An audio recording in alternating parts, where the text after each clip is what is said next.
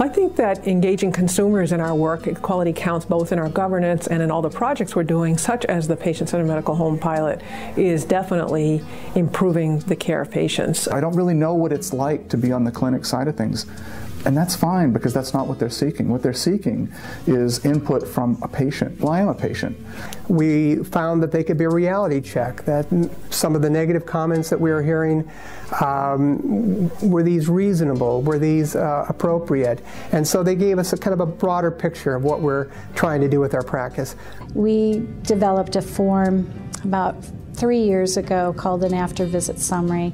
It tells the patients after their visit what they should do at home and what happened during the visit. But, you know, we didn't make it mandatory, and the doctors, you know, used it when they felt like it, and our patient advisor said it was the most important thing that we could possibly do for them. So I think we developed a really good tool, but we didn't get the most out of it, and our patient advisors really allowed us to revisit that and change our opinion.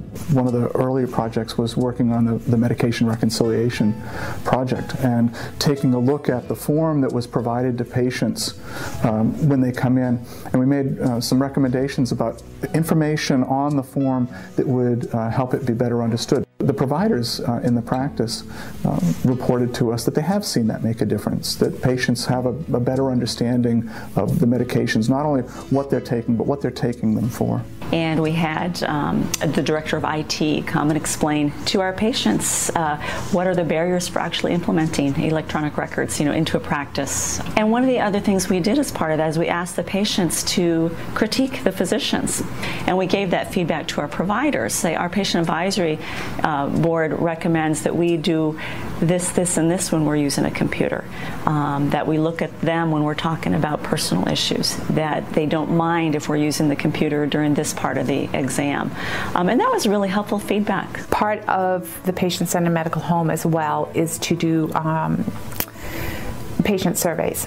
We take all those questions and results and bring them back to the patient advisory team. They help prioritize the changes that we want to make in the office. And as a result, the last question, would you recommend Seaport Family Practice to other patients who might need a practitioner? That went up the most.